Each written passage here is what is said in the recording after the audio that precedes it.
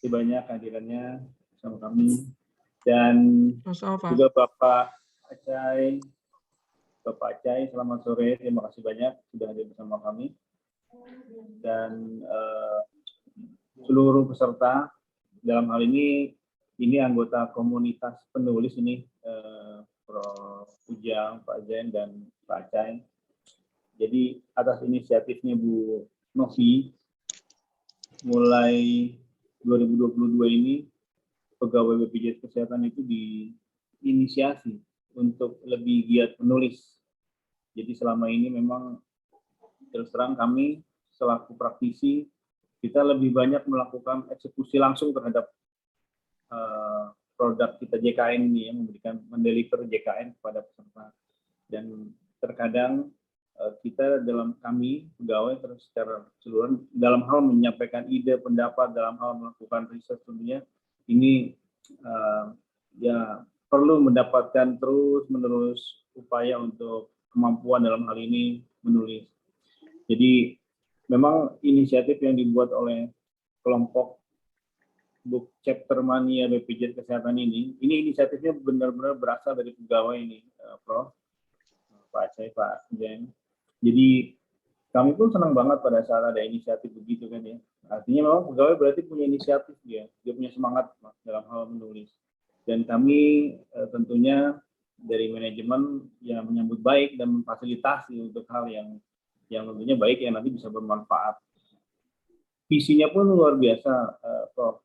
Visi dari teman-teman BCM ini kita singkat, ini selain juga menyalurkan ide-ide dan juga memperkuat bakatnya dalam menulis, juga ingin membantu masyarakat dalam memahami tentang pentingnya kesehatan, tentang jaminan kesehatan melalui buku. Jadi memang visinya pun luar biasa. Ini hadir di sini teman-teman chapter semua ya Mbak Novi ya, ada Mas Erwin ini dari bidang rujukan. Kemudian ada peneliti kita nih Bu Asmiro Sepa yang juga pengurus juga, pendiri juga. Ada Bu Christine dan semuanya banyak. Ada beberapa teman-teman lain. Setahu saya juga kegiatan ini nanti karena mungkin kegiatan ini dibuat secara virtual, sebenarnya ini diikuti oleh banyak. Nanti setelah biasanya Prof, setelah event sekarang, nanti Mbak Novi dia akan melakukan ya semacam sharing ulang gitu kepada jajaran, kepada teman-teman yang lain. Ada kalau secara keseluruhan anggotanya sudah sampai 300-an ya Mbak Novi ya. Nyampe nggak 300? Nyampe ya? 186. 186. Wah, banyak juga ya. Cukup banyak ya. Dan memang dari 186 itu terus terang Prof, dari 186 yang memang sudah mahir katakanlah itu mungkin baru 18 sampai 20-an saja yang sudah memang sudah terbiasa membuat tulisan, sudah bahkan sudah ada karyanya, sudah ada jejak publikasinya bahkan seperti itu.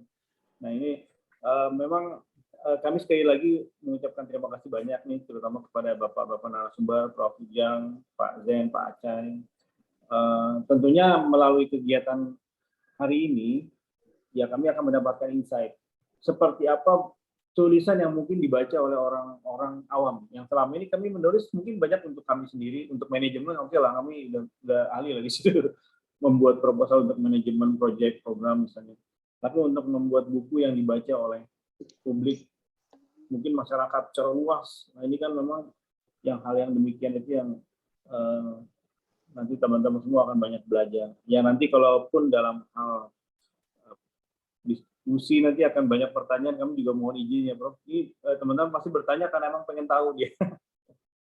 Bertanya karena memang ingin mendalami, ingin lebih paham dan ingin skill atau kompetensi menulisnya akan lebih baik. Jadi sekali lagi terima kasih banyak atas supportnya kepada kami pada hari ini dan teman-teman semua. Kita optimalkan waktu kita bahwa narasumber kita yang sekarang ini narasumber yang ya kesempatan lah ya, karena belum tentu kita bisa ketemu lagi ini waktu yang sekarang ini kita optimalkan sebaik-baiknya. Mungkin itu yang dapat kami sampaikan. Kami kembalikan kepada Mbak Novi. Terima kasih. Selamat sore. Wassalamualaikum warahmatullahi wabarakatuh. Waalaikumsalam warahmatullahi wabarakatuh. Baik, terima kasih Bapak Chandra Nur Cahyo, Kepala Corporate University. Bapak Ibu sekalian, sedikit saya memperkenalkan, Prof. Ujang Sumarwan, salah satu narasumber kita adalah Dekan Fakultas Ekologi Manusia atau FEMA IPB. Beliau menulis lebih dari 2000 paper ya Prof, dan banyak sekali buku, dan bidang beliau adalah khususnya di perilaku konsumen, termasuk juga sebagai editor ya Prof ya. Begitu pula Pak Acai Sudirman, beliau adalah dosen di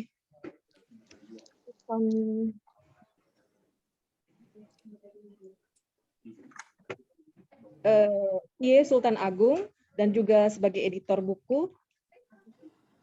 Dan satu lagi adalah Pak Zeni Zainal Muktakin SKM MKM. Beliau adalah dosen Poltekkes Kemenkes Jakarta 1 dan juga sebagai editor. Pertama-tama mungkin kami persilahkan kepada Prof. Ujang mungkin, atau seperti apa Prof? Akan ada sedikit penyampaian Bapak mungkin Pak. Silakan Prof. Assalamualaikum warahmatullahi wabarakatuh. Waalaikumsalam warahmatullahi wabarakatuh. Terima kasih terutama pada Pak Chandra Nur Cahyo, Corporate, juga sama-sama penulis nih, Pak Zen, juga Pak Acai Sudirman, dan juga Mbak Novi ya sebagai moderator. Sebuah kehormatan bagi saya bisa diundang di forum ini untuk berbagi ya, sharing saja ya. Saya tidak menyiapkan presentasi, tapi saya pikir lebih santai kita ngobrol ya, ngobrol-ngobrol, sharing pengalaman. Saya juga perlu belajar dari Pak Jen dan Pak Acai ya.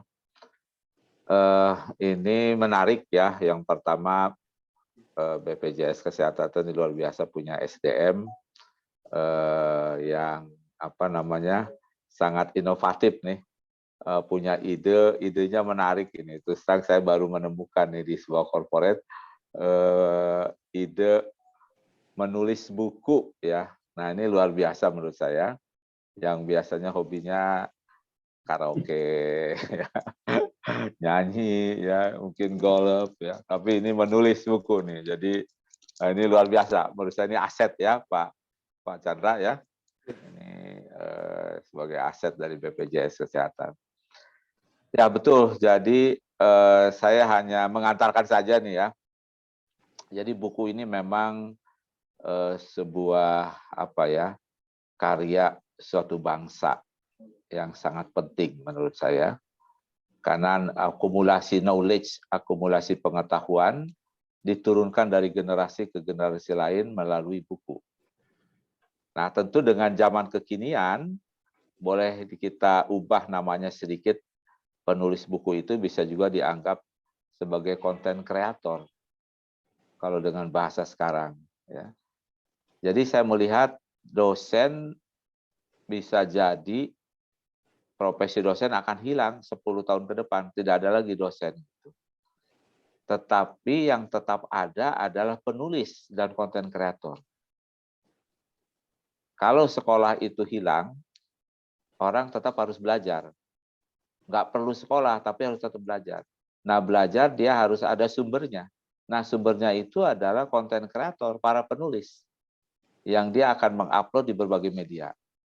Nah, jadi ini jangan khawatir nih, para penulis dari BPJS, kalau nanti jangan-jangan menulisnya sukses, bekerja di BPJS nggak penting lagi Pak nih. Pensiun dini nih bisa jadi nih ya. Jadi siap-siap nih kalau ada yang nanti sukses menulis, pensiun dini. Nah, saya membayangkan seperti itu. Jadi profesi dosen bisa hilang. Tapi penulis itu tidak akan hilang. Karena orang akan belajar. Dan kalau belajar berarti harus ada sumber informasi yang dia baca, dia dengar, dia lihat. Dan itulah konten kreator. Nah, jadi posisinya seperti itu. Dan dalam sejarahnya buku ini kita mengenal para penulis ya,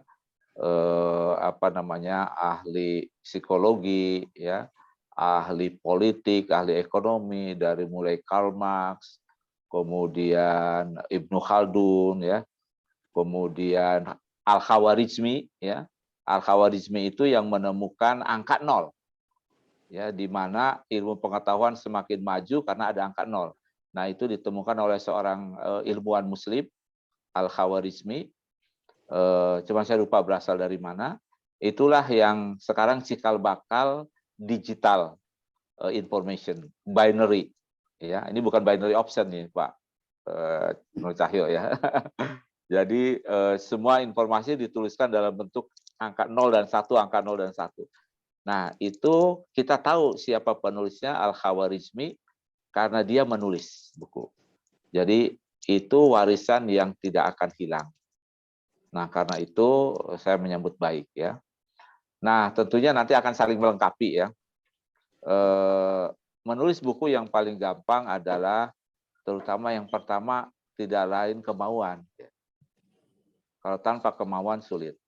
Jadi kita ingin menulis sesuatu, dan yang kedua ada kemauan, yang kedua mau berlatih. Nah, itu yang penting. Ya, jadi mau berlatih, ya. Mau berlatih, kemudian mulai dengan sesuatu yang simple, yang sederhana, dimulai dengan membuat tema, setelah tema kemudian yang kedua dielaborasi ringkasan. Jadi dimulai dengan tema 1 kalimat, kemudian ini isi buku saya tentang apa ya? Tentang misalnya ini kebetulan bidang ilmu saya, ya. Misalnya mengenai motivasi konsumen. Nah, kemudian saya ungkapkan dalam tulisan 50 kata. Ya. 50 kata atau 100 kata. Nah, setelah itu dimulai dengan menyusun topik pertama, saya menulis apa. Nah, sebelum menulis buku yang sangat berat, mulai dulu dengan membuat artikel populer. Saya juga dulu dimulai seperti itu, menuliskan artikel populer, tidak lebih dari 800 kata, 800 sampai 1000 kata. Nah, dimulai dari situ, dituliskan dengan baik, kemudian diminta teman membaca, diulang-ulang. Nah, baru yang serius adalah menulis sebuah chapter. Nah, setelah sebuah chapter, sebuah bab, baru menulis sebuah buku. Ya. Dan kuncinya memang itu. Nah, saya bayangkan seperti ini. Jadi ini Pak Zen dengan Pak Aceh kan dosen, ya, Pak, ya. Nah, jadi Ya, saya selalu bicara dengan teman-teman saya, dosen. Seharusnya seorang dosen dalam 5 tahun kerja, dia harus sudah memiliki sebuah buku. Nah, simpelnya begini, kalau dia disiplin, 1 minggu 1 halaman. 1 halaman. Jadi kurang lebih berapa kata, ya? 300 kata lah. Ya, 300 kata. 1 tahun itu 54 minggu. Berarti 54 halaman. Taruhlah 4 minggu males, ya. Males nulis apapun, berarti 50 halaman. Nah, kali 5 tahun berarti 250 halaman. Dan itu sebuah textbook yang sangat yang sangat berarti. Sehingga dosen harusnya setiap 5 tahun itu menghasilkan sebuah karya ilmiah, sebuah buku. Nah, ternyata ini yang menarik nih, Bu Novi, ya, Pak Acai, Pak Zen, dan Pak Nur Cahyo. Ternyata itu konsep itu sekarang, ya, itu dulu angan-angan saya itu diadopsi oleh ini, ya, oleh kementerian, yaitu mereka yang sudah punya jabatan akademik profesor, ya, itu ada ketentuan tambahan khusus dalam 3 tahun harus menulis sebuah buku. Nah, sebelum ketentuan hadir itu, saya sudah punya obsesi. Setiap tahun saya harus menulis buku. Apakah sebagai penulis utama atau menulis bareng dengan kawan-kawan. Nah, itu ini aja naluriah gitu, karena senang menulis, akhirnya alhamdulillah dalam 5 tahun terakhir setiap tahun ada buku saya, ya. Nah, yang 2022 yang belum nih. Ya. Nah, ternyata kementerian tuh mengharuskan begitu sekarang. Jadi dosen yang sudah profesor setiap 3 tahun harus menunjukkan karyanya. Nah, jadi itu penting, ya. Dan menurut saya BPJS ini punya media yang banyak ya untuk menyalurkan teman-teman staf itu untuk menulis. Kalaupun kurang diperbanyak begitu, ya. Jadi ada mungkin kalau ditambah ada kewajiban, wah ini tambah semangat lagi, ya. Nah, kira-kira itu saja sebagai pengantar. Nah, ingin lebih panjang lebarnya nanti diskusi, ya. 8 menit 7 detik saya nih, ya. Silakan, nggak kelamaan. Ini bukan forum kuliah, mohon maaf ya. Hanya berbagi ya. Terima kasih, Bu Novi. Ya. Terima kasih Prof atas sharingnya, sesuatu yang sangat bermanfaat buat kita untuk menambah wawasan kita. Tanpa menunggu lebih lama lagi, marilah kita mulai paparan pertama dari Pak Zeni yang pertama ya. Kepada Pak Zeni dipersilahkan. Baik, bismillahirrahmanirrahim. Assalamualaikum warahmatullahi wabarakatuh. Waalaikumsalam. Alhamdulillah, wassalatu wassalamu ala rasulillah. Mohon izin, Prof. Ujang, ya, yang telah memberikan pencerahan kepada kita semua barusan. Singkat tapi padat sekali, Prof. Luar biasa. Pak Chandra Nur Cahyo, terima kasih atas kesempatan yang diberikan pada kami. Juga rekan Pak Acai Sudirman, yang kami hormati. Mohon izin sedikit membuka dengan pantun supaya tidak grogi sayanya. Baik, sedikit pantun. Senyum kopi bikin hati jadi teduh. Assalamualaikum warahmatullahi wabarakatuh. Itu saja pantunnya. Mohon izin saya mau share screen. Oh, juga kami sapa di sini ada rekan seperjuangan Ibu Epa ya, rekan seperjuangan waktu sekolah. Senang sekali bisa berjumpa dengan Bu Epa. Masih belum bisa share screen? Silakan Pak, sudah saya kasih sebagai co-host Pak. Oh belum ya? Masih belum bisa. Sudah Pak.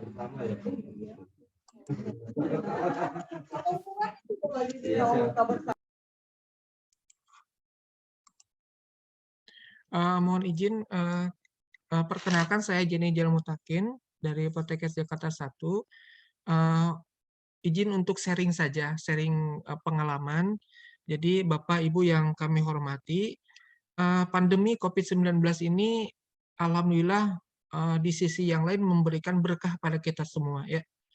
Salah satunya untuk saya pribadi, jadi selama COVID-19 ini justru mencoba untuk menulis begitu.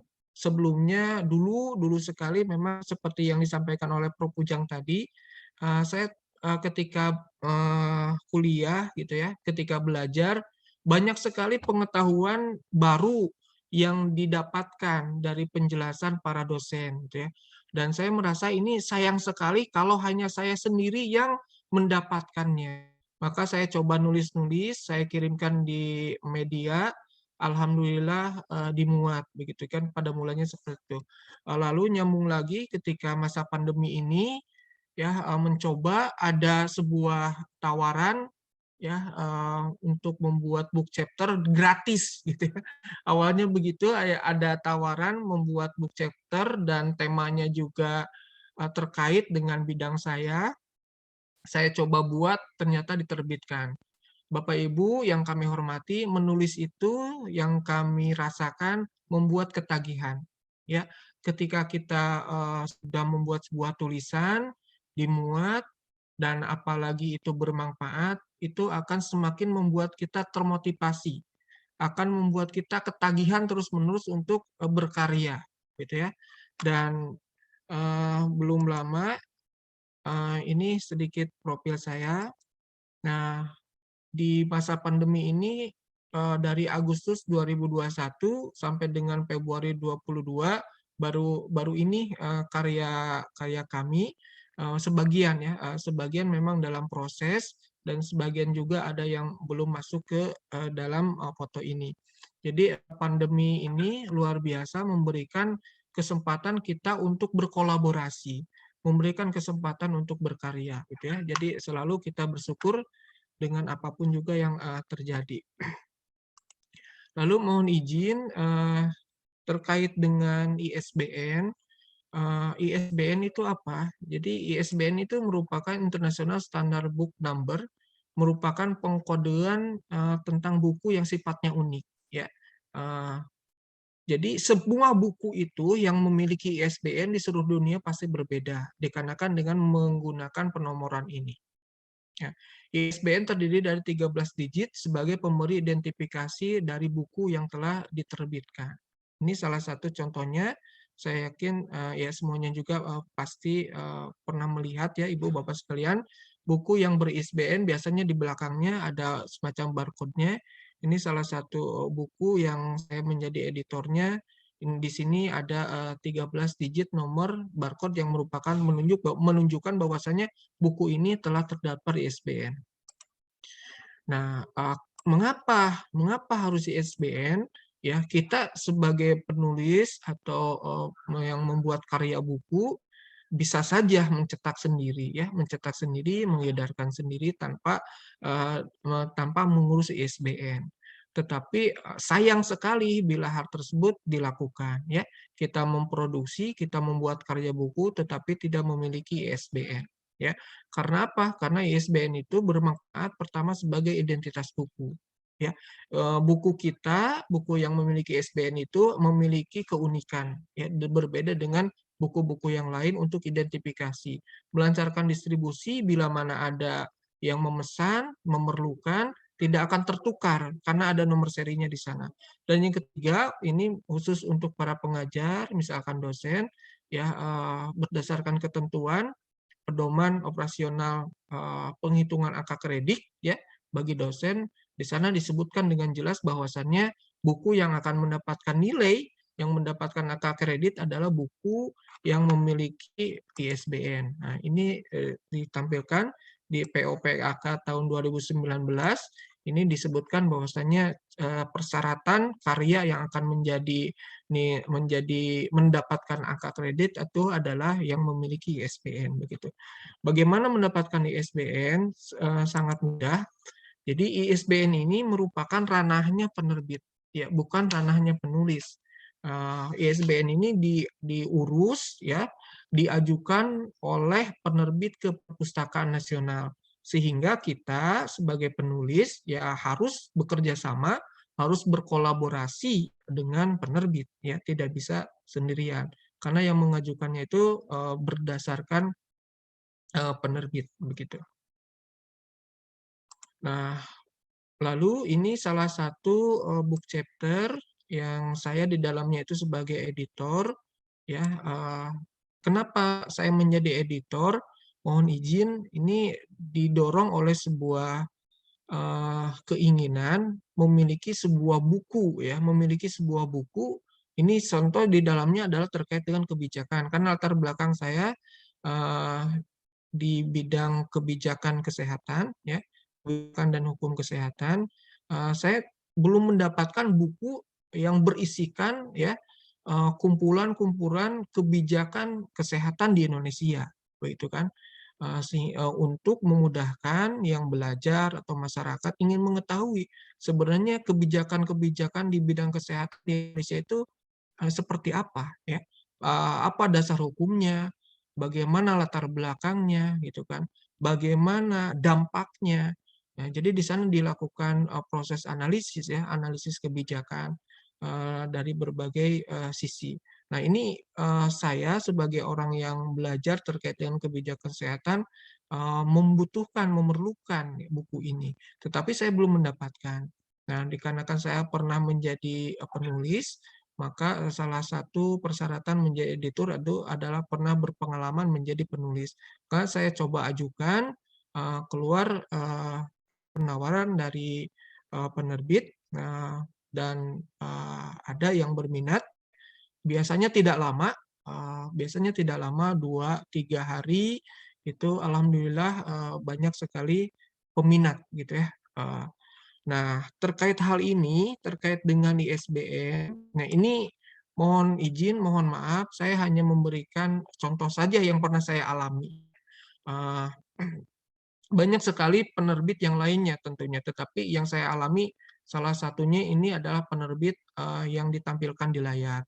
Nah, dengan biaya Rp300.000 per orang, maka para penulis para penulis di book chapter itu bisa mendapatkan sertifikat haki, ya, mendapatkan 3 eksemplar buku dan gratis dikirimkan, ya, mendapatkan ISBN, mendapatkan sertifikat penulis, pemasaran Google Book, terinstek di Google Scholar. Nah, ini fasilitas yang kita dapatkan dengan membayar Rp300.000. Jadi kita tidak usah repot untuk mengurus ISBN, dikarenakan ISBN itu sekali lagi ranahnya adalah penerbit dan itu diuruskan oleh penerbit. Nah, lalu buku yang telah kita susun bersama melalui berbagai tahapan, ya, akhirnya dapat diterbitkan. Dan bila kita ngecek di Shopee, ternyata buku yang tadi saya tampilkan itu harga per eksemplarnya per bukunya itu 130.000. Bila dikalikan berarti kan 390.000. Dengan modal kita sebagai penulis tadi daftar 300.000 dan dapat 3 buku, gitu kan, dapat haki, dapat angka kredit dan lain sebagainya, ini jelas menguntungkan kita, gitu kan.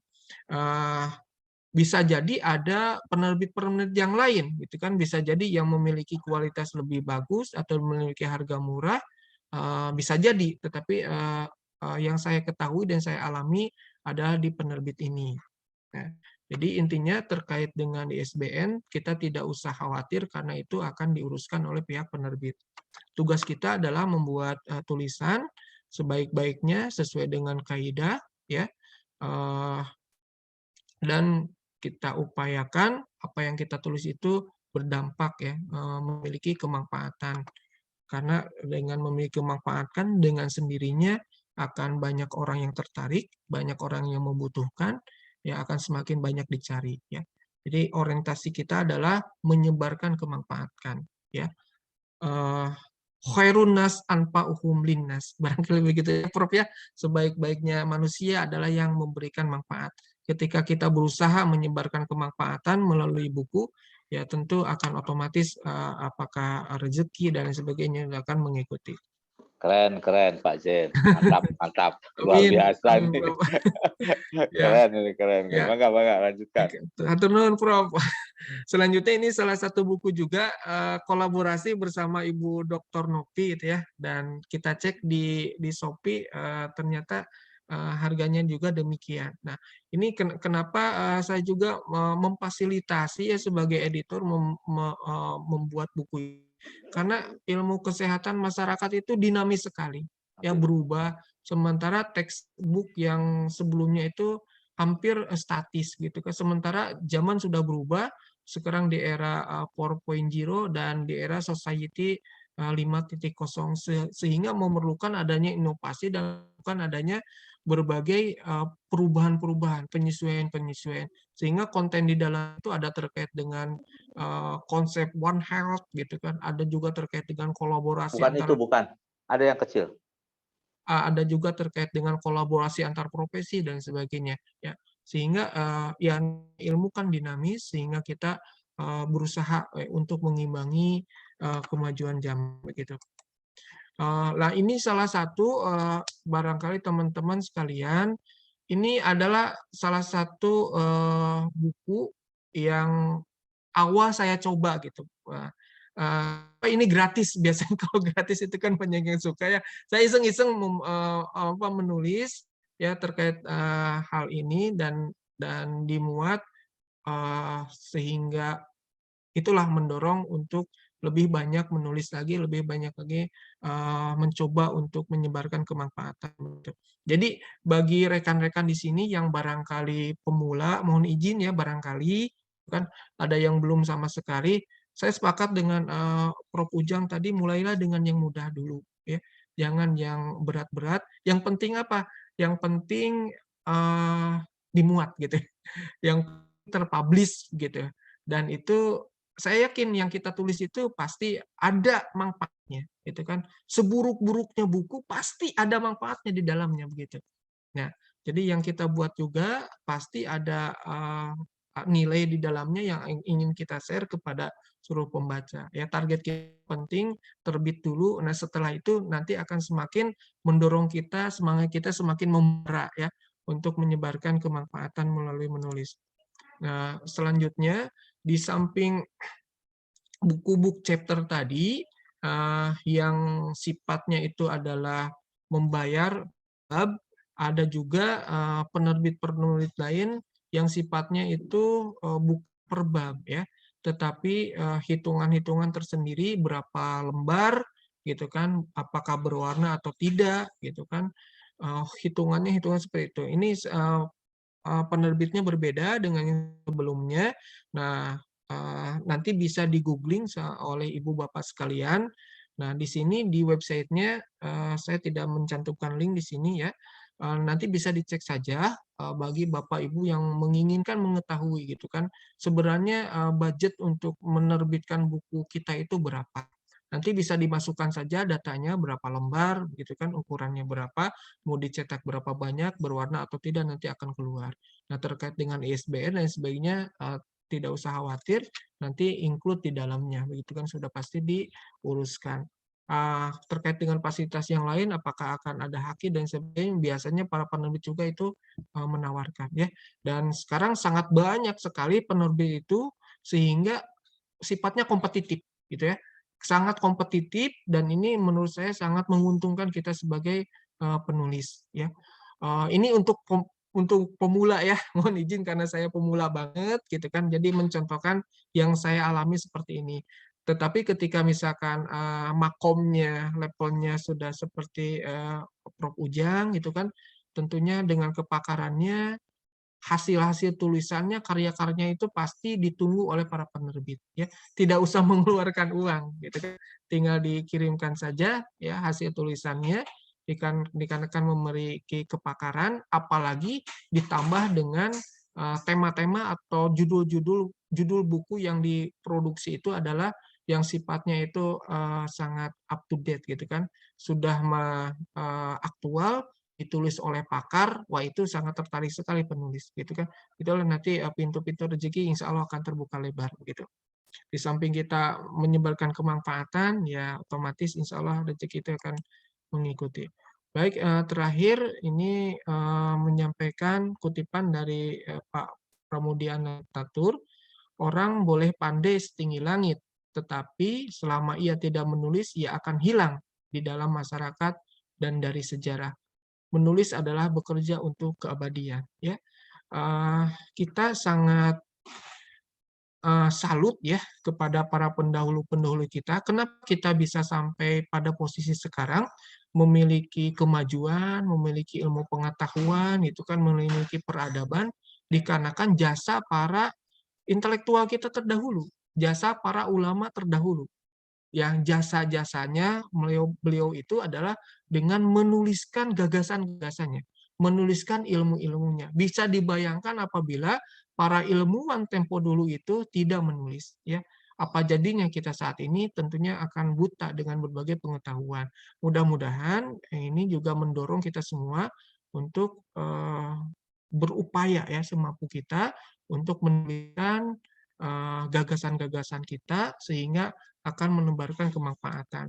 Dan sebagaimana yang kita ketahui bahwasanya BPJS ini kan sangat dinamis ya, Pak Chandra ya.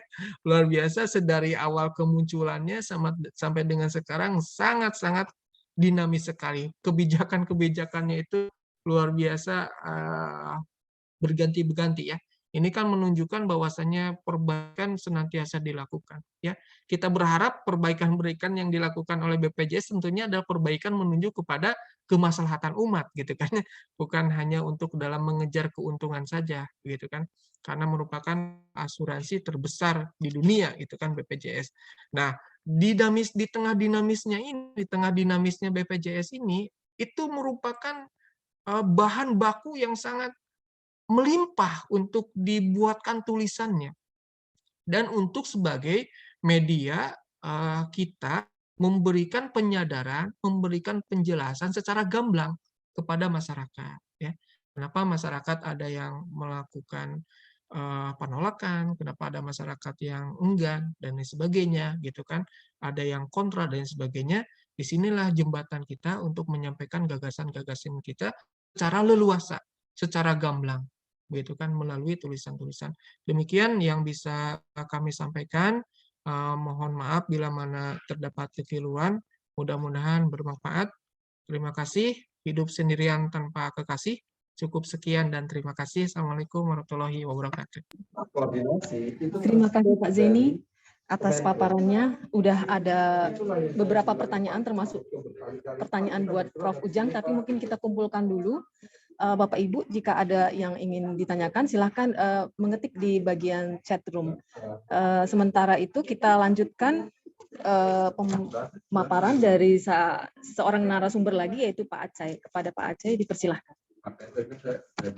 Baik, terima kasih atas kesempatan yang diberikan. Yang saya hormati Ibu Novianti sebagai Ketua Pengurus BCM, yang sekaligus sebagai penggagas ataupun iniasi terselenggaranya acara ini. Yang saya hormati juga Bapak Chandra Nursahyo, yang saya hormati para Bapak Ibu narasumber, Prof. Ujang Sumarwan dan Pak Jen. Ya, Pak Jen ini juga pernah kolaborasi bersama ini di buku Technopreneurship ya. Oh iya, baik Pak Acai. Betul, Baik, betul sekali. Ya, terima kasih Pak. Mohon izin untuk share screen karena waktunya terbatas Bapak Ibu, jadi saya singkat-singkat saja, inti-intinya saja yang akan saya sharingkan. Oke, jadi Bapak Ibu, buku referensi. Maaf Pak, di share screen tampilannya. Oke, sudah Bu?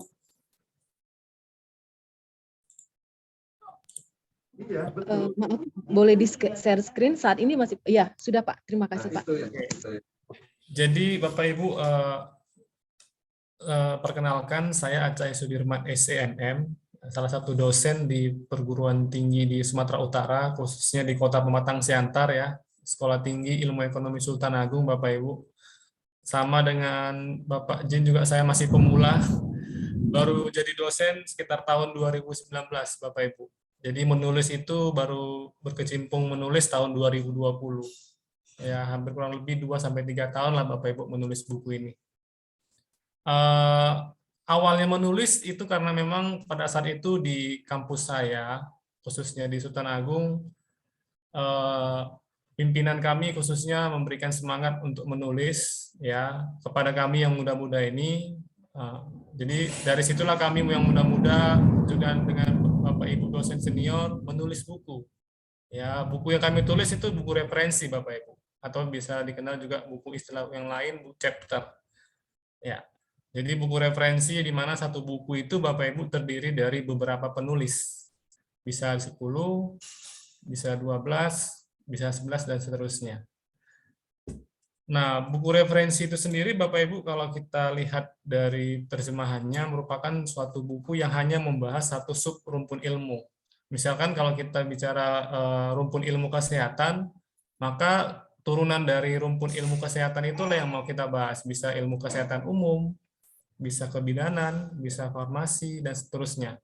Jadi buku referensi itu biasanya ditulis oleh satu orang penulis atau bahkan lebih berdasarkan pakar ataupun bidang yang dipakarinya Bapak Ibu.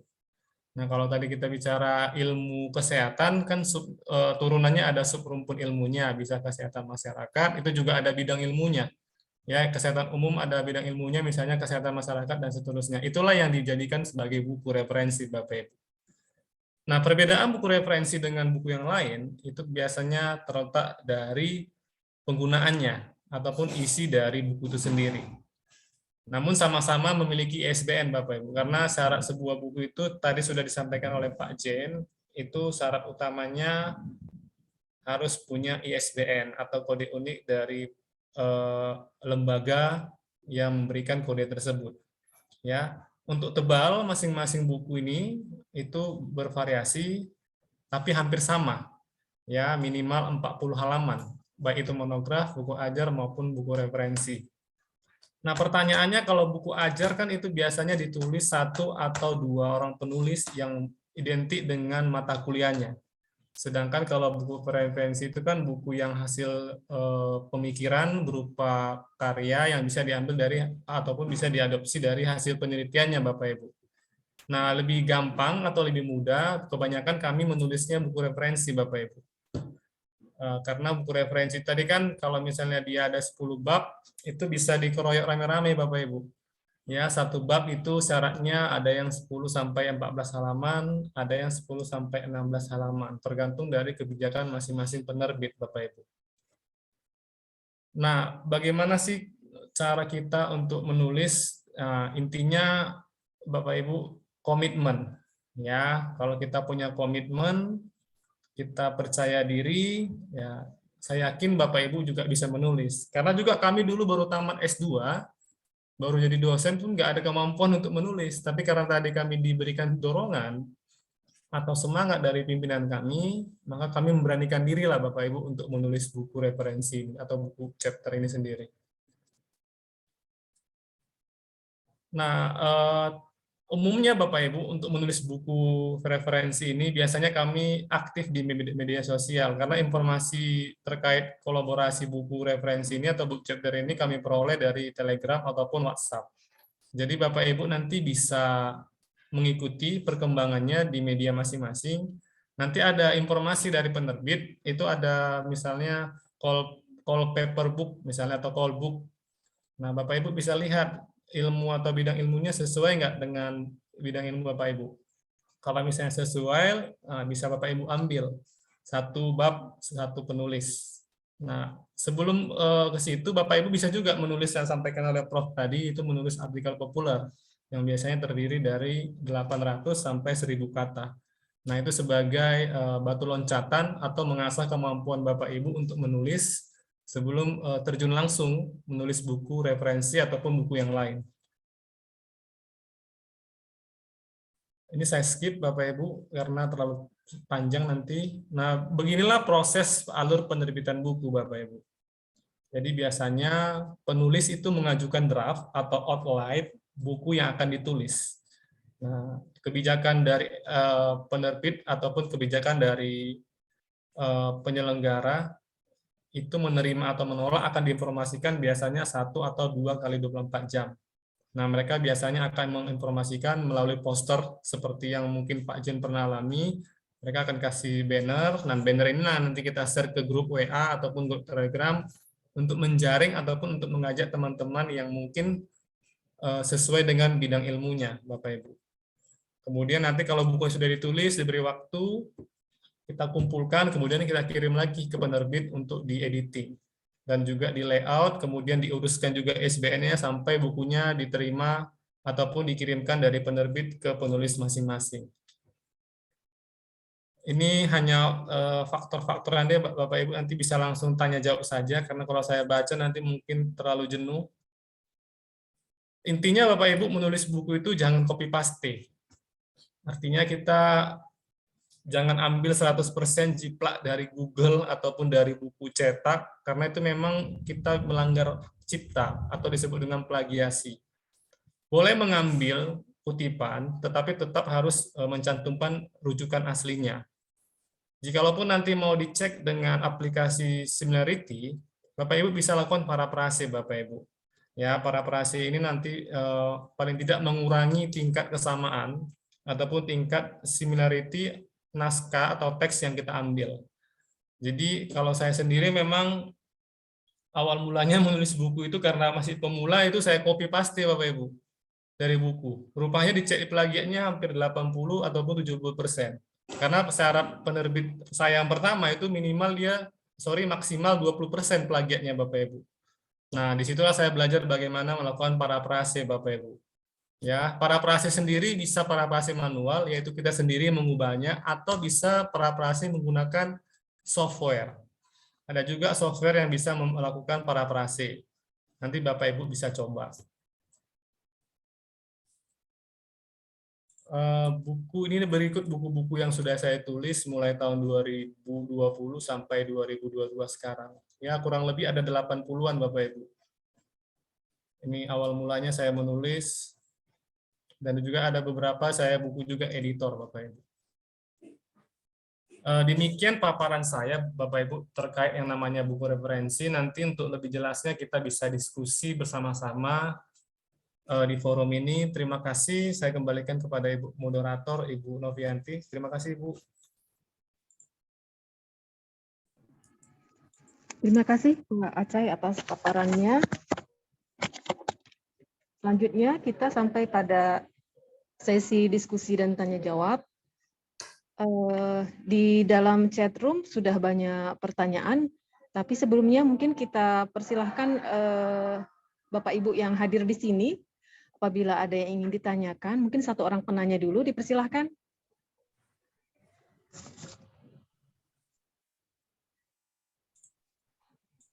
Belum ada? Berarti saya bacakan dari chat room ya. Yang pertama pertanyaan buat Prof. Ujang. Dari Ibu Admiro Seva, beliau bertanya, sebuah chapter apakah harus lebih panjang dari 1000 kata, Prof?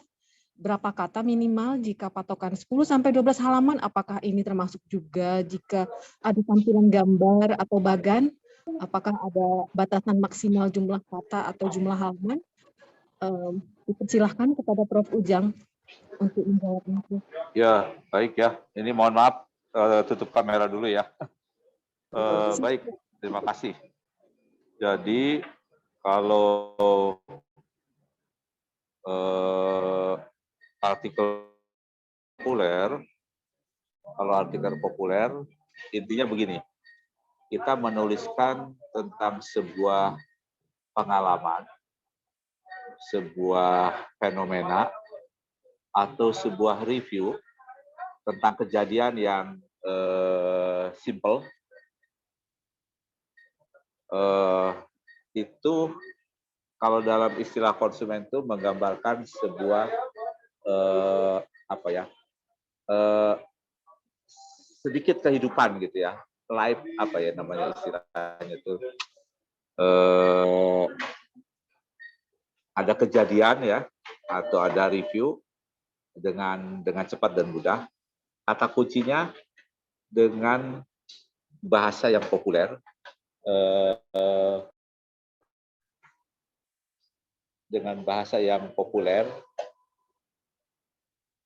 sehingga mudah dipahami. Nah, beda dengan chapter, yang chapter itu biasanya lebih menggambarkan sebuah bidang keilmuan. Nah, jadi artikel populer itu sebuah tulisan tentang satu bidang tertentu, ya, namun bisa dibaca, dipahami dengan mudah oleh orang dari latar belakang apapun. Nah, sehingga salah satu kriterianya itu singkat, simple. Misalnya begini, pelayanan BPJS sekarang sudah keren. Nah, kan sebetulnya kalau bicara pelayanan, itu ranahnya ilmu marketing, ilmu perilaku konsumen. Tapi bisa saya sampaikan dengan bahasa yang sederhana dan simpel. Walaupun itu ilmu tentang marketing. Nah, yang kedua, chapter. Chapter ini seringkali mengacu ya, kepada satu urutan konsep ya, yang nanti dari satu chapter dengan chapter lainnya itu bergabung sehingga menjadi sebuah kesatuan pikiran yang utuh ya. Jadi sebuah kesatuan utuh. Sehingga di dalam satu chapter itu kenapa dibagi-bagi? Supaya orang fokus. Misalnya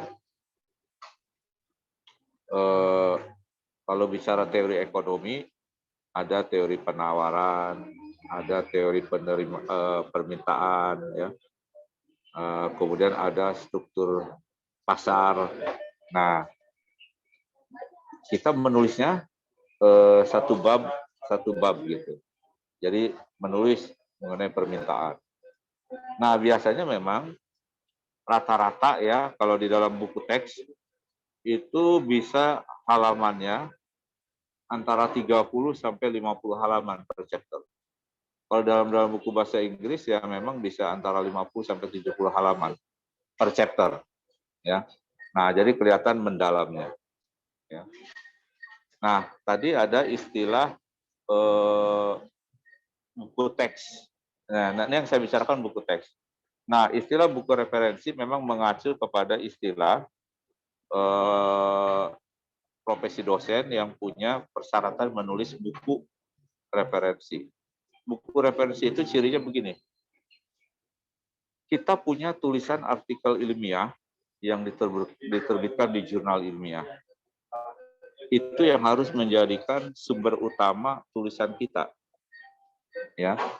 Sumber utama tulisan kita, dan itu harus kita rujuk dan kita review. Ya. Jadi dengan tinjauan yang lebih mendalam gitu. Jadi misalnya begini, saya mengemukakan hasil penelitian saya dalam jurnal saya A, B, C, dan D. Nah, kemudian saya membahas itu, yang kelima itu. Nah, sehingga menjadi sebuah pemikiran yang baru. Nah, itu yang kita sebut dengan buku referensi. Jadi syaratnya agak ketat, ya, agak ketat dibandingkan dengan buku teks. Dan itu nilainya juga sangat tinggi. Nah, untuk sementara itu dulu. Silakan menambahkan Pak Jen maupun Pak Acai yang sangat produktif ini. Terima kasih. Terima kasih, Prof. Silakan kepada Pak Jenny dan Pak Acai untuk menambahkan jawaban tadi, Prof. Ujang. Dari saya cukup, mungkin Pak Acai. Iya, terima kasih Pak Jenny. Pak Acai, persilakan Pak Acai. Saya rasa penjelasan dari Prof. Ujang sudah baik sekali. Terima kasih. Baik, terima kasih Pak Jenny dan Pak Acai. Masih ada beberapa pertanyaan lagi, tapi sebelum saya bacakan pertanyaan selanjutnya, ada satu pertanyaan dari saya, Prof. Pak Jenny dan Pak Acai, kita sudah sharing contoh 2 tulisan dari Book Chapter Mania. Untuk buku 1, itu adalah contoh tulisan dari Pak Ecep. Menurut Bapak-Bapak sekalian, apakah itu bisa termasuk salah satu referensi atau buku ajar atau monograf, itu termasuk bisa digolongkan ke yang mana ya Pak, Prof? Mungkin Prof. Ujang dipersilakan, Prof. Mohon izin bisa sambil ditampilkan. Ya, ditampilkan gambarnya.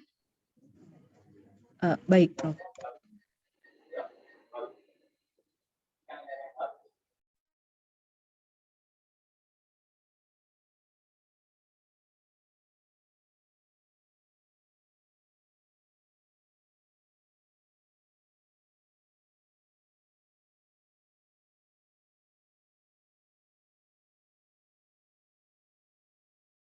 Apakah sudah terlihat, Prof?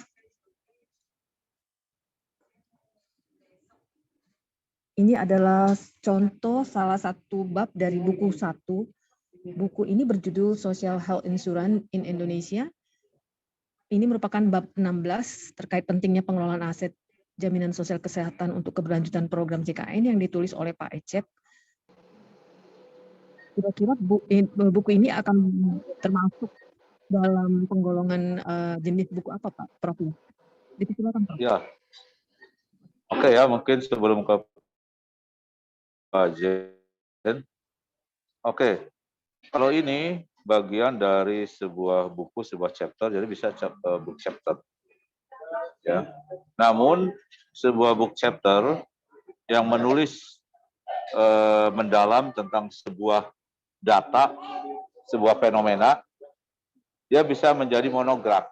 Monograf itu adalah satu dokumen ilmiah yang disimpan di perpustakaan dan biasanya tidak diterbitkan oleh publisher, sehingga disebut dengan buku monograf. Tapi buku monograf itu berisi sebuah pemikiran yang mendalam tentang sebuah fenomena. Misalnya, saya menulis tentang karakteristik demografi peserta BPJS. Ada data dari BPJS, kemudian saya tulis, saya ulas, kemudian saya cetak. Nah, tetapi saya simpan di perpustakaan. Nah, ini disebut dengan monograf. Tapi monograf itu bisa digabungkan dengan monograf-monograf lain menjadi satu kesatuan pemikiran, kemudian diterbitkan oleh publisher, jadilah dia sebuah buku, ya, dan bisa digunakan sebagai buku bahan ajar. Nah, kira-kira seperti itu, perbedaannya, ya. Nah, beda dengan tadi, ya, buku referensi. Buku referensi itu kebetulan saya penilai kenaikan pangkat di IPB, ya. Jadi semua dosen yang ingin naik pangkat tuh harus melalui tim saya dengan kawan-kawan. Nah, itu biasanya paling banyak dibahas. Jadi yang banyak yang tidak lolos itu referensi. Jadi menganggap itu buku referensi ternyata hanya buku monograf atau buku biasa gitu. Ya. Nah, itu kira-kira perbedaannya. Jadi kalau buku referensi itu yang dirujuk itu harus artikel-artikel karya ilmiah yang pernah kita tulis. Nah, kira-kira seperti itu. Nah, mudah-mudahan bisa jelas ya, Bu Novi. Berarti lebih ke monograf ya, Prof, dan tidak dicetak, Prof? Ya, bukan tidak dicetak sebetulnya, tidak dipublikasikan oleh penerbit. Dia tetap dicetak kan. Dicetak, ditaruh di perpus gitu. Itu monograf. Ya. Dan bukan juga buku ajar ya, Prof ya? Bisa digunakan sebagai buku ajar, bisa.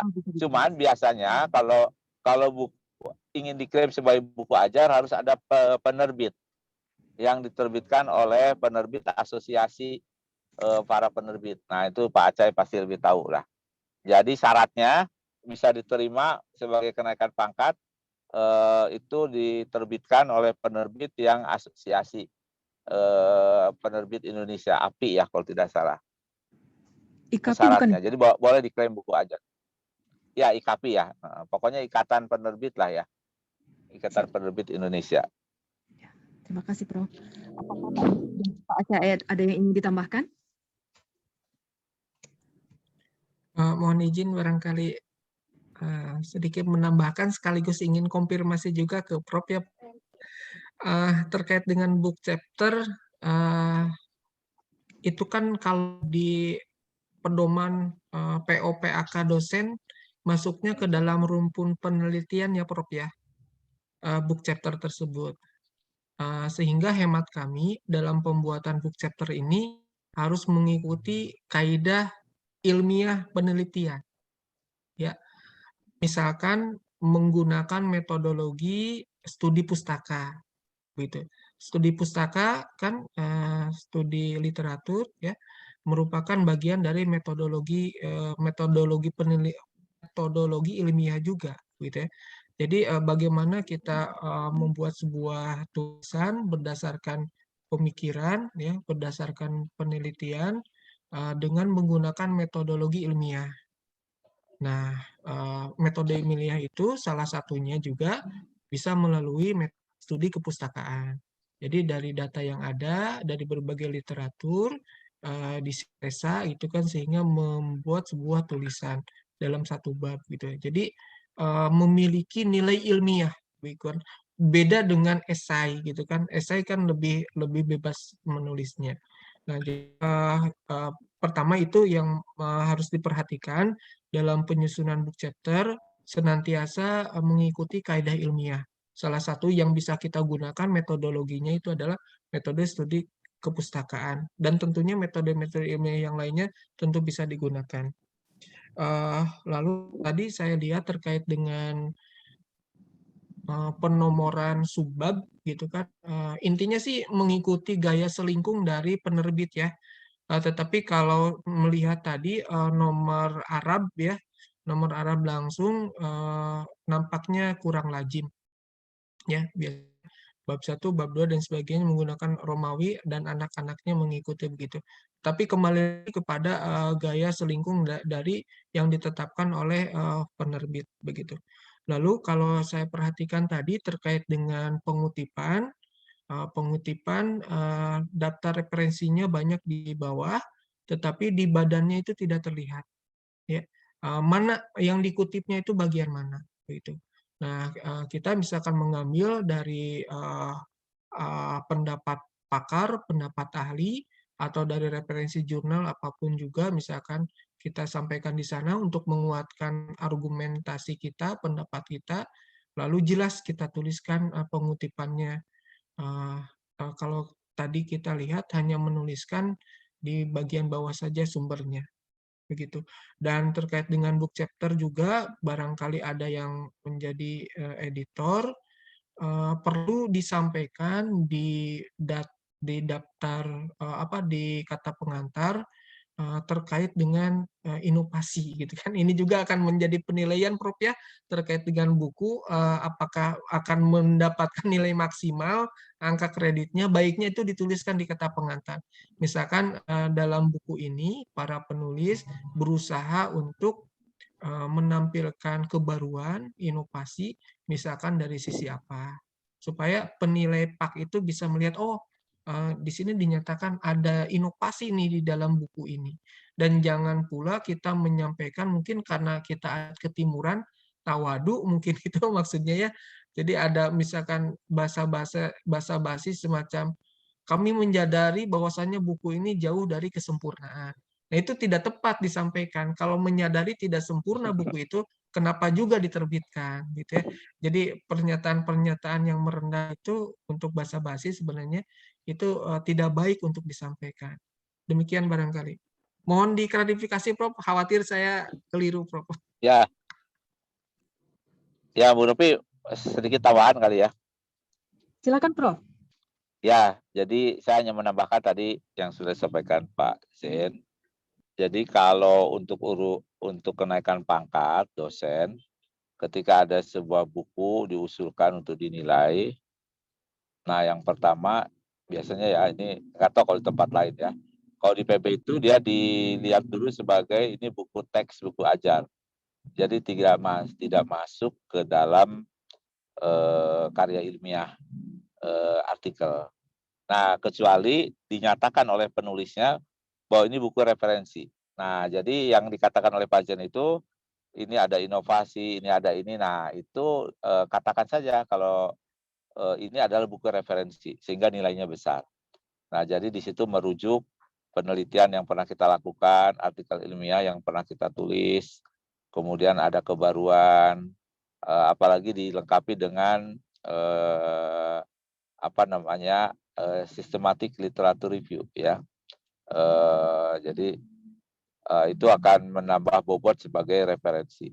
Nah, kalau menurut ketentuan itu cukup kita menulis 5 artikel ilmiah, kemudian kita review, ditambah artikel-artikel yang lain kita review, jadilah sebuah buku. Nah, kalau ingin nilainya tinggi, katakan ini buku referensi. Nah, kira-kira seperti itu. Makasih, Bu.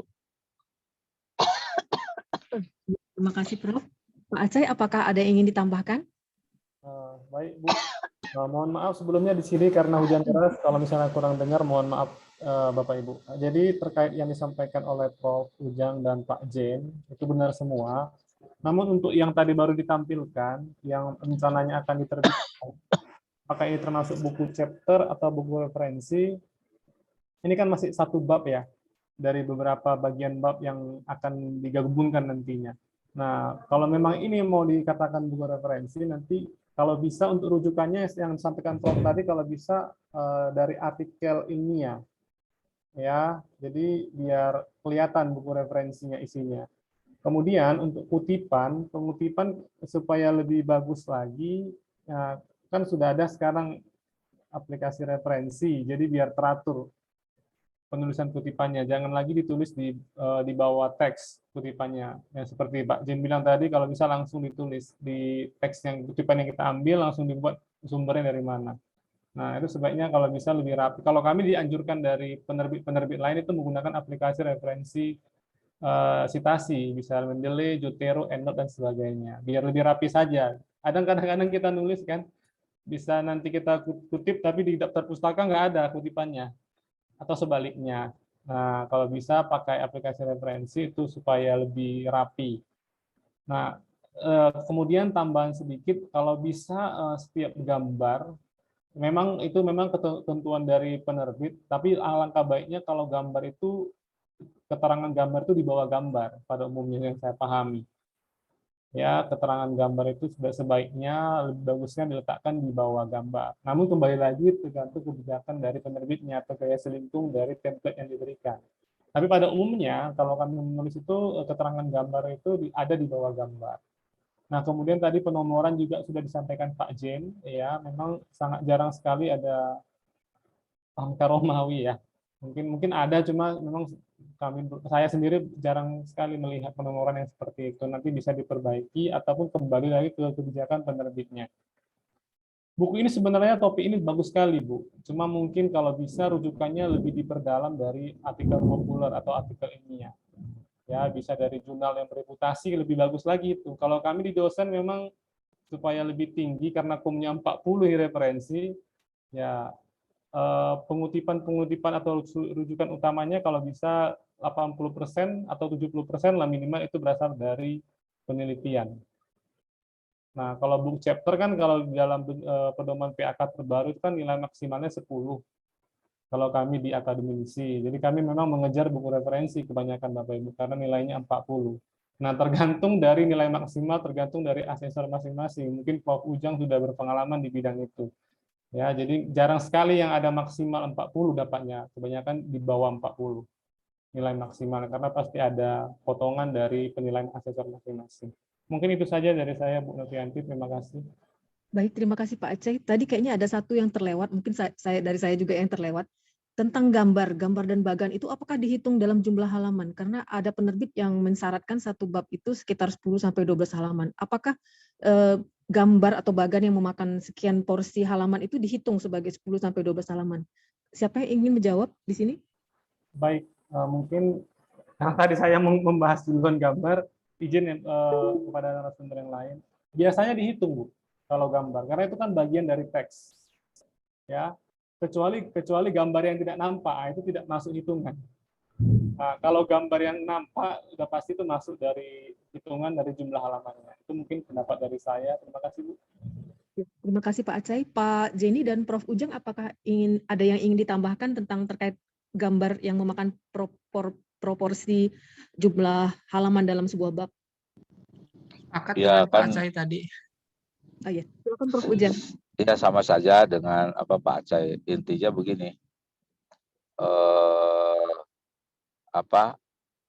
gambar itu akan menempati sebuah halaman. Jadi mestinya itu bagian dari halaman begitu. Kadang kalau di artikel ilmiah tuh begini, misalnya jumlah kata minimal sekian di luar gambar dan tabel, biasanya begitu. Nah, ini sesuai dengan tergantung kebijakan penerbit ya. Tapi mestinya gambar itu ya bagian dari halaman ya. Karena biasanya ada penerbit yang menggunakan istilah halaman, tapi ada yang menggunakan sekian ribu kata. Kalau jurnal ilmiah biasanya minimal sekian ribu kata, sekian ratus kata atau sekian ribu ya. Mungkin di bawah 4.000 kata. Nah, dulu ada penerbit yang di luar gambar gitu, jumlah kata itu atau jumlah halaman ya. Misalnya minimal 10 halaman di luar gambar gitu. Intinya sama dengan tadi Pak Acai. Jadi kita lihat kebijakan penerbit dulu. Baik, terima kasih Prof. Pak Ya, Jenny, sama-sama. yang ingin ditambah? Sudah sangat jelas dari Prof dan Pak Acai. Cukup. Baik, kita lanjutkan. Di kolom chat ada pertanyaan untuk Pak Jenny, apakah untuk editor harus ada semacam sertifikat atau pelatihan yang diikuti? Syarat harus sudah pernah menjadi penulis ini, apakah ada kriteria tertentu penulis di sini? Pak Zeni sebagai editor ini apakah melamar kepada penerbit dan diberikan fee oleh penerbit? Mungkin bisa menambah semangat kalau ada yang ingin menjadi editor di sini. Silakan Pak Zeni. Baik, terima kasih dari teman seperjuangan sepertinya ya, dari Ya, Ibu Eva. Baik Ibu Eva, terima kasih pertanyaan yang sangat menarik. Terkait dengan menjadi editor, sepengalaman saya menjadi editor di 2 penerbit saat ini. syaratnya adalah pernah menerbitkan buku gitu ya, pernah menulis buku dan tidak mewajibkan mendapatkan sertifikasi editor. Editor juga itu kan ada sertifikasinya ya.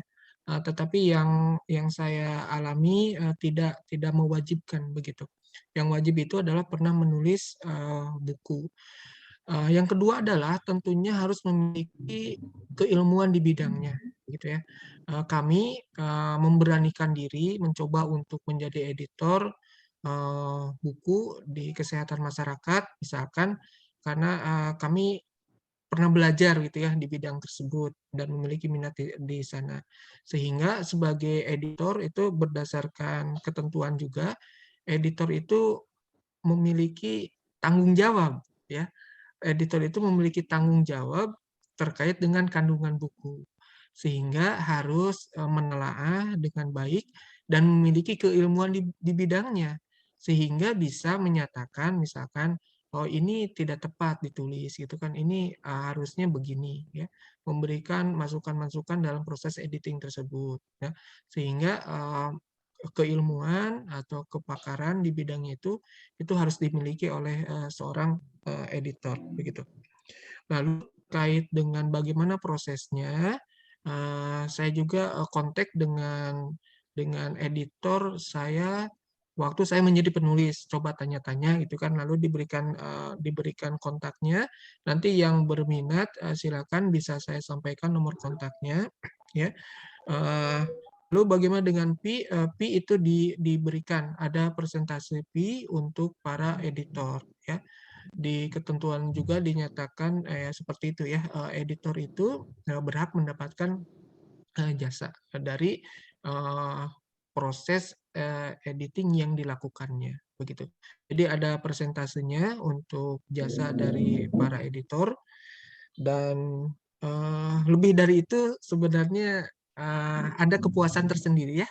Ada kepuasan tersendiri ketika misalkan kita sudah mencoba untuk mendesain sebuah buku, bisa memfasilitasi sebuah buku terbit, dan memberikan kemanfaatan, itu luar biasa kepuasannya itu ya. Apalagi bisa bermanfaat, gitu kan, salah satu kutipan ya yang sangat baik itu kan, alangkah bahagianya ya seseorang yang sudah meninggal dunia, tetapi pahalanya terus mengalir sampai dengan akhir hayatnya. Dikarenakan apa? Dikarenakan kemanfaatan-kemanfaatan yang telah dia berikan semasa hidupnya. Mudah-mudahan ketika menjadi editor, penulis gitu kan, meskipun dari sisi mohon maaf income tidak begitu menjanjikan bagi pemula gitu ya. Kalau untuk yang sudah profesional tentunya sangat menjanjikan, itu yang banyak sekali. Tetapi lebih dari itu ada benefit yang lain, itu kan kepuasan, kemanfaatan, jariah ilmu, dan itu sangat luar biasa. Bagi dosen ya tentunya akan mendapatkan angka kredit ya. Biasanya poinnya itu yang lebih daripada koin begitu. Demikian barangkali mohon Pak Acai dan Pak Ujang, Prof. Ujang bisa memberikan tambahan. Silakan. Prof. Ujang dan Pak Acai, ada yang ingin ditambahkan? Sudah cukup yang untuk pertanyaan tadi, Pak Zain sudah panjang lebar. Oh, iya. Jadi menjadi nisan abadi ya Pak Zaini ya. Terkait dengan fee tadi boleh ceritakan nggak Pak? Mungkin terkait royalti mungkin 1 menit aja terkait itu karena ada beberapa pertanyaan lagi nih Pak. Silakan Pak. Baik, terkait dengan persentase sebagai editor, mungkin penerbit itu beda-beda ya. Tetapi yang saya alami itu mendapatkan 12% ya. Itu yang saya alami demikian. Kalau untuk royalti saya belum terlalu memahami karena memang ini terkait dengan royalti juga apa ya? Kita sebagai pemula lebih baik jangan dulu memikirkan hal itu ya. Nanti seiring dengan sejalan, insya Allah ketika tulisan kita sudah bermanfaat gitu kan, khalayak juga mengetahui kualitas kita, nanti seiring sejalan akan mendapatkan. Dan hal ini memang terkait dengan kejujuran penerbit gitu kan, karena kita sebagai penulis tidak bisa mengontrol sebenarnya berapa oplah, sebenarnya berapa omset yang telah terjual. Sebagai penulis itu tidak bisa. Bagaimana cara menghitungnya? Bagaimana memastikannya? Sehingga salah satu tips juga untuk para penulis yang mengirimkan tulisannya, khususnya para penulis yang sudah top sekali, pastikan bahwasannya penerbit itu adalah penerbit yang berintegritas ya, jujur. Demikian. Nah, ini boleh saya tambahkan nih. Silakan Prof. Ya, ini nanti Pak Aceh lebih tahu nih. Intinya gini, kalau jadi pengalaman saya jadi penulis itu siap-siap sakit hati ya. Jadi misalnya buku saya itu waktu belum marketplace ada, itu dijual di DPR ya. DPR itu maksudnya di bawah pohon rindang ya. Harganya itu bisa 25% dari harga resmi ya. Dan itu bajakan dan fotokopi kualitasnya jelek. Jadi ketika buku itu dia laku, dia pasti dia mau bajak ya. Jadi saya sempat marah-marah gitu, tapi akhirnya saya dinasehatin. Ya udahlah, nggak usah marah-marah. Kamu harusnya gembira katanya. Kalau buku lu dibajak berarti buku lu laku, buku lu dibutuhkan oleh orang lain. Ya udahlah kita sedekahkan aja lah gitu ya. Dan penerbit juga nggak bisa melakukan apa-apa ya. Karena kalau begitu buku itu laku, itu kurang dari 1 jam itu bajakannya udah akan muncul gitu. Nah, sehingga saya cek di buku saya, salah satu buku saya di marketplace, itu harga resminya kan 120 ribuan ya. Itu di marketplace itu harganya dari mulai harga 30.000 sampai 200.000. Nah, bingung yang mana yang asli, mana yang bajakan ya. Sehingga saya kalau sama mahasiswa, udah yang penting kamu cari buku saya, sesuai kemampuan kamu. Udah saya nggak peduli apakah buku bajakan atau tidak gitu ya. Nah jadi itu saja mentalnya harus disiapkan. Kalau menjadi penulis. Nah terus catatan yang kedua, ketika kita mau menulis, nah ini mungkin terkait langsung saya menjawab ini pertanyaan berikutnya ya Bu Novi, bisa dibacakan sekalian nih. Yang Bu Nike Ada, ya? ya. Apa pertanyaannya tadi? Apa Di itu bawah artikel ada. populer Ibu dan Oh, tadi udah dijawab. Yang ada satu lagi yang di bawah. pertanyaan Bu Eva ya? Ya, siapa tuh? Ada pertanyaan tentang apa namanya? Menjadikan buku. Bukan. Oh, Ada di bawahnya. Iya. Untuk proyek buku 2 Book Chapter Mania, Ya. kami akan merangkum menjadi buku. Gaya bahasanya adalah penulisan artikel populer, tetapi kami mengharapkan buku ini bisa menjadi bacaan untuk masyarakat sebagai edukasi tentang JKN dan BPJS Kesehatan. Itu Prof ya? Ya, oke. Jadi prinsip dasar dalam menulis buku itu biasanya begini. Saya punya pengetahuan ingin saya tuliskan dalam sebuah buku. Nah, pertanyaan pertama itu prinsip marketing harus dijalankan. Jadi STP, segmentasi, targeting, positioning. Jadi buku saya ini nanti siapa yang baca? Nah, itu tepat yang tadi, pertanyaan tadi, buku ini untuk masyarakat umum. Nah, oke, berarti masyarakat umum bisa masyarakat dengan tingkat pendidikan apapun, jabatan apapun ya, dan status apapun. Nah, berarti ini buku, artinya di situ wajib menggunakan bahasa yang populer. Jadi hindari bahasa-bahasa konseptual yang terlalu menjelimet gitu. Nah, itu jadi prinsip utama menulis buku itu, ini untuk siapa yang akan membaca buku ini? Ya, apakah hanya mahasiswa atau masyarakat umum? Tapi begitu masyarakat umum, maka kita mulai dari masyarakat yang mungkin pendidikannya yang paling rendah, misalnya SMA. Oke, berarti ini menggunakan bahasa-bahasa yang mudah untuk dipahami. Nah, itu prinsip utama ya. Menurut saya itu sangat penting itu kita terapkan. Nah, tentu yang kedua mungkin dibuat singkat ya. Ya bukunya mungkin cukup lah 100 sampai 150 halaman gitu ya. Atau 100 halaman sehingga idenya itu tersampaikan. Itu mungkin cocok tuh. Yang satu babnya mungkin 14 halaman sampai 20 halaman gitu. Karena ini bukunya walaupun buku tapi menggunakan bahasa populer, maka salah satu contohnya lagi, kalau bisa itu dipersingkat 50%-nya itu lebih baik gitu. Tidak seperti buku teks yang panjang lebar dalam menjelaskan sesuatu. Berarti 5 halaman Prof setiap babnya. Ya, tiap bab 5, mungkin kalau penerbitnya menerima nggak ada masalah sebetulnya, ya. Karena itu udah masuk populer ya. 5 sampai 10 halaman silakan, nggak ada masalah. Ya. Nah, tapi mungkin seperti kelihatan dengan buku ya mungkin satu buku tuh partes-partesnya 100 halaman lah ya. Walaupun ada juga buku yang 50 halaman ya. Nggak ada masalah sih sebetulnya, asal penerbit ya. Jadi setiap chapter 5 halaman sampai 10, oke, nggak ada masalah. Karena ini bukunya buku populer gitu. Kita tambah waktunya sekitar 5-10 menit. Apakah berkenan, Prof? Ya, Sama mangga Pak? silakan. Nah, bisa ditambahkan oleh Pak Acai ini yang banyak bukunya nih. Ya, Pak Aziz. Pengalaman. Baik, Bu. Terima kasih. Terima kasih. Tadi terkait pertanyaan mengenai sertifikasi editor. Menurut saya pribadi, mohon izin Bapak Ibu, memang kalau bisa mengikuti sertifikasi lebih baik. Paling tidak kita ada pengakuan dari segi yuridis ataupun dari segi kelegalan. Nah, kebetulan memang saya mungkin dengan Pak Jen belum mengikutinya, tapi dengan harapan kami ke depannya pasti akan mengikuti sertifikasi ini. Karena kita tidak tahu peraturan pemerintah, ke depannya barangkali buku yang terbit itu harus melewati penyuntingan editor yang bersertifikat. Kan bisa jadi peraturan itu. Jadi kalau misalnya apakah perlu tersertifikasi, kalau misalnya bisa mengikuti sertifikasi lebih baik. Sertifikasi yang diselenggarakan misalnya oleh badan sertifikasi bisa LSP ataupun BNSP.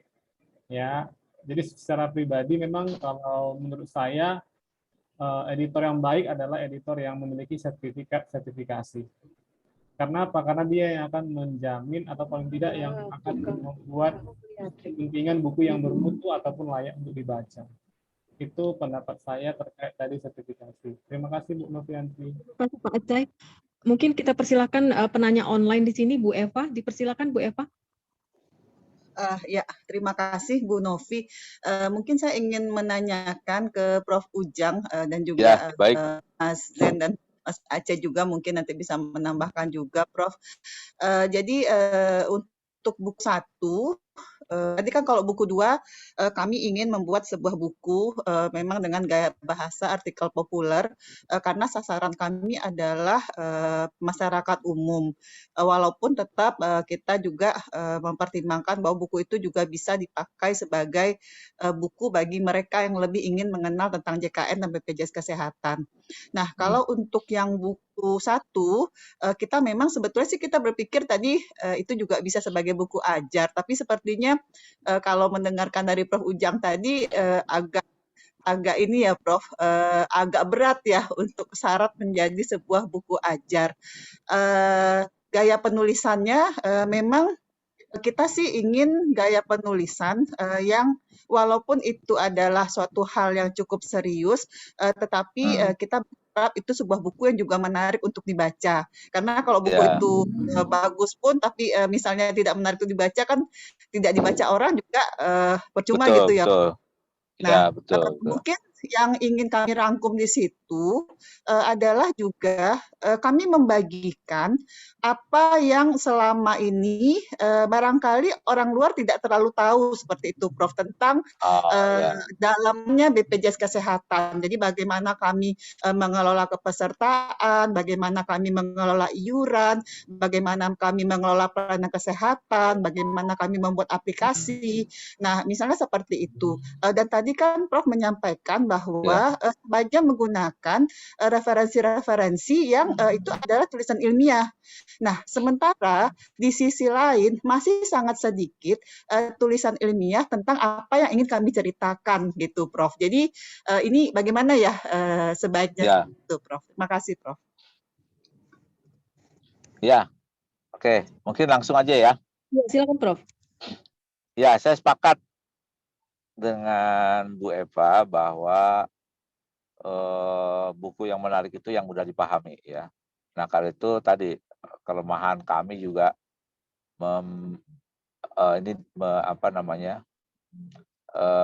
menurunkan dari bahasa yang sedikit ruwet menjadi yang populer. Nah, kalau kita ingin menulis yang mungkin masuknya kalau dalam buku seperti ini mungkin semi ilmiah populer Bu ya.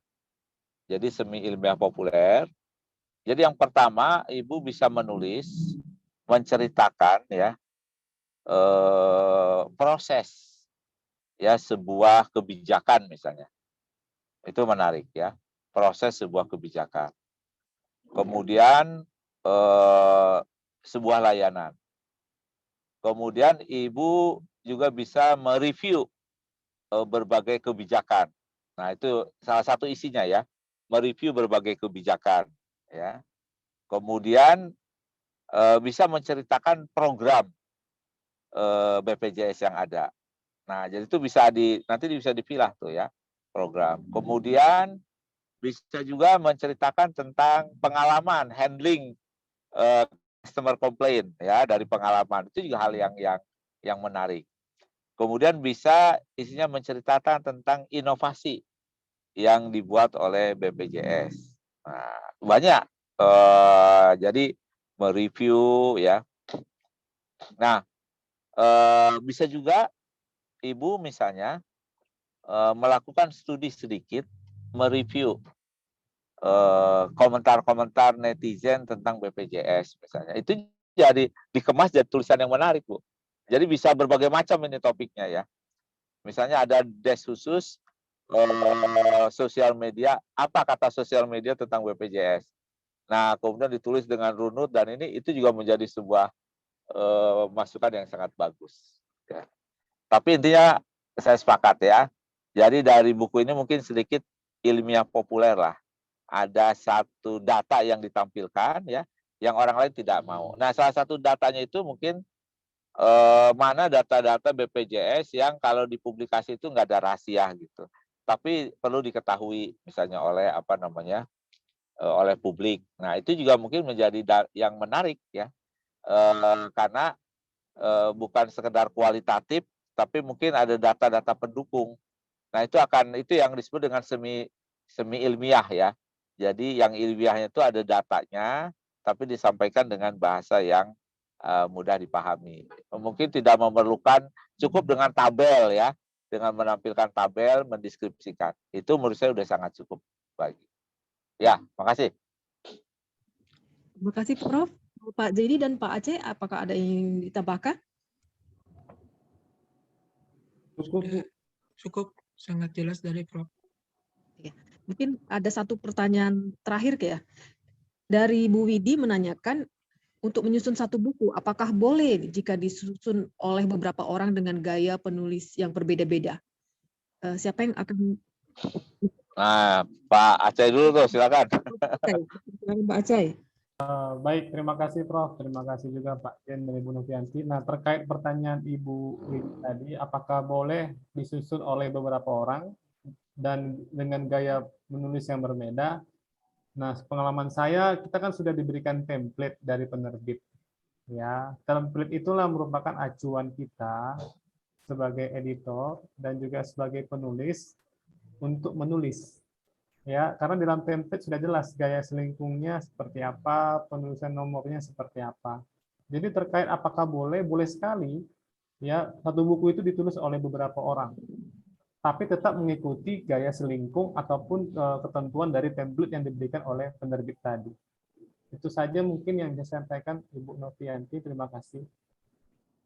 Terima kasih Pak Aceh, Pak Jenny dan Pak Prof Ujang, apakah ada yang ingin ditambahkan? Ya, satu hal yang mungkin juga harus kita kuasai, struktur bahasa ya.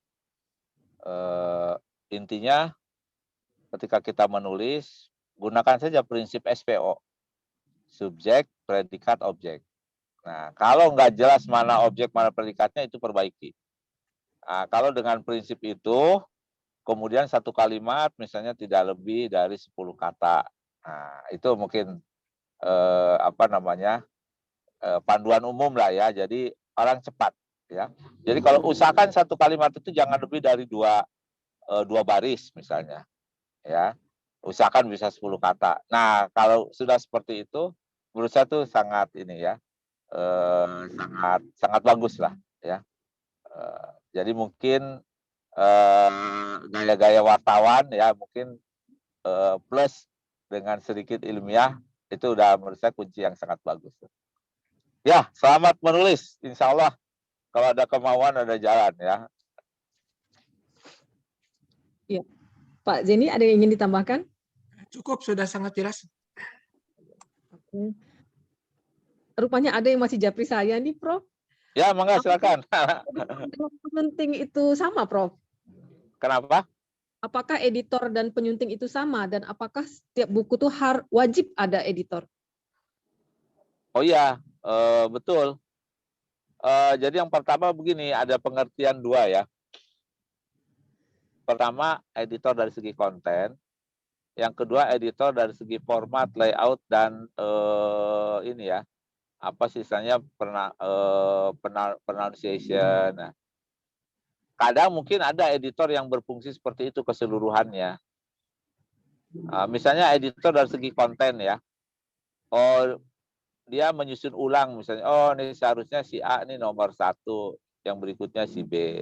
Menyusun alur. Nah, itu yang tidak dilakukan oleh editor penerbit ya. Nah, editor penerbit itu mengecek format, mengecek tabel gambar, nomornya cocok atau tidak. Kemudian ejaan yang salah segala macam. Nah, itu harus ada itu. Ya, Nah, dia editor sekaligus mungkin penyunting ya. Bisa. Nah, yang editor yang buku itu lebih ke arah konten ya. Jadi lebih ke arah konten. Misalnya susunan subbab ini nggak tepat, ini harusnya begini. Ya, ini yang harus didahulukan begitu. Nah, yang editor bukunya yang di penerbit itu yang dia mungkin kalau ada waktu sampai detail kalimat ya yang nggak ini dia perbaiki begitu. Tapi itu biasanya memang terlalu detail ya, kecuali ada hal-hal yang memang kurang dipahami benar. Tapi dia penting sekali mengecek format ya, kemudian tabel, gambar dengan detail sehingga sesuai dengan ketentuan gitu. Ya. Nah, istilah penyunting itu saya nggak tahu nih, mungkin Pak Jen saya ingin dengar dengan Pak Aca ya, istilah penyunting dengan editor yang dari pengalaman Bapak seperti apa? Silakan. Silakan Pak Jenny dan Pak Aca.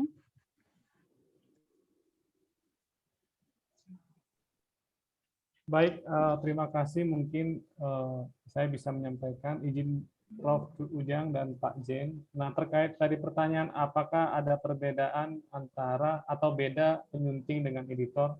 Nah, kalau saya pribadi dengan Pak Jen mungkin editor itu tugasnya berbeda dengan penyunting dari versi penerbit yang kami kerjasama.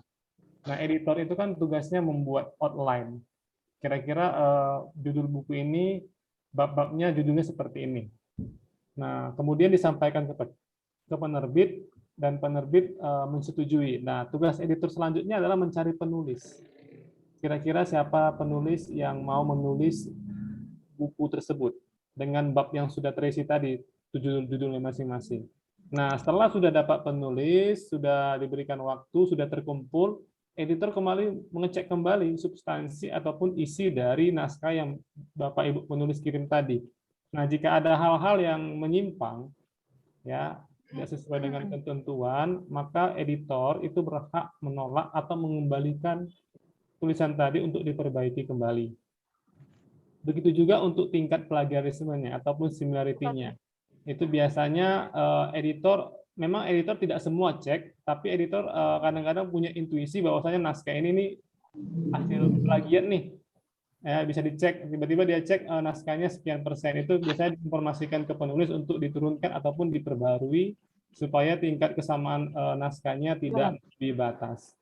Ya, jadi persepsi terkait similarity ini pada umumnya satu rujukan sumber itu tidak boleh lebih dari 50%. Ya, meskipun dia plagiatnya 40%, tapi kalau beberapa rujukan itu di bawah 5% rujukan utamanya, satu rujukan itu masih bisa diterima kalau sesuai dengan peraturan pedoman PAK.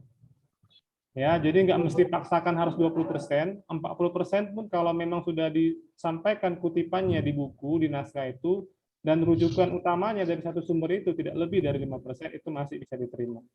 Nah, kalau penyunting ini, ya, dia kalau sudah masuk ke penerbit, biasanya penyunting inilah membuat layout.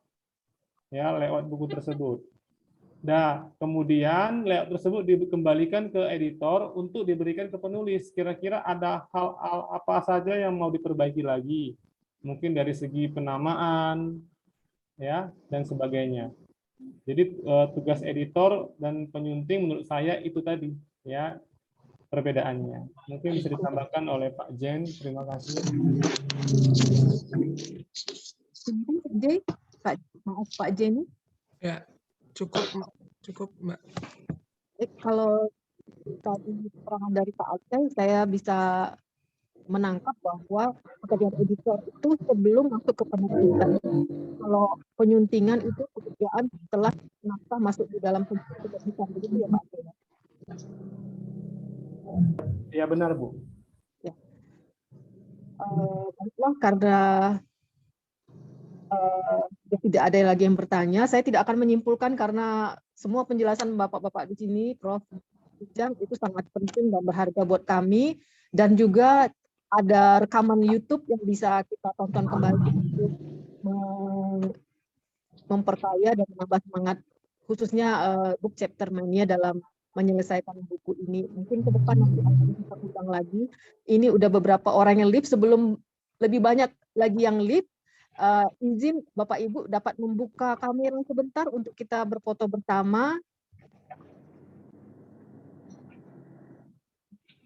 Untuk foto bersama, Bapak Ibu, kita buka kamera sebentar.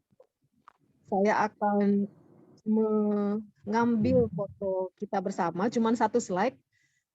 Apakah kita sebentar kameranya untuk kita ambil fotonya dengan gaya masing-masing. Ya, kita ambil fotonya ya Bapak Ibu. 1, 2, 3. Baik, terima kasih Bapak Ibu sekalian. Dalam kesempatan ini, Book Chapter Mania ingin mengucapkan terima kasih kepada ketiga narasumber, dan kami memberikan apresiasi untuk Bapak dan Profesor narasumber di sini. Sudah saya dibentuk materi yang bisa kami sampaikan, tetapi apresiasi yang dapat disampaikan di sini, Prof. Ujang,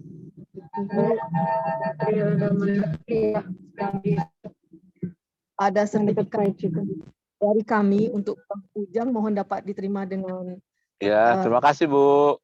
Iya, dan juga kepada Pak Jenny, dapat diterima dengan senang hati ya Pak. Terima kasih Bapak sudah hadir di sini. Terima kasih atas kesempatan yang diberikan. Iya, dan juga kepada Pak Acai. Terima kasih Bu, terima kasih Bapak Ibu panitia. Dengan senang hati. Baiklah, karena tadi Pak Jenny memberikan pantun kepada kita, saya coba membacakan satu pantun. Kain batik bermacam motif, titip di toko dan ucapkan tahniah. Dari kami mengucapkan salam inisiatif. Terima kasih di Book Chapter Mania. Cakep. Cakep.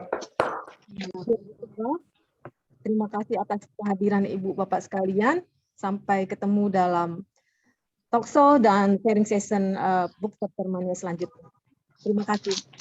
Terima kasih Bapak. Terima kasih Prof, makasih Pak Acai semuanya. Terima kasih Prof, Terima kasih Prof, Mas Zen, Mas Aceh. Terima kasih Terima kasih Pak Chandra. Pak Chandra, Pak Jen, Pak Acai, terima kasih. Bu Epa ditunggu bukunya Bu Epa. Iya, nanti Mas Zen.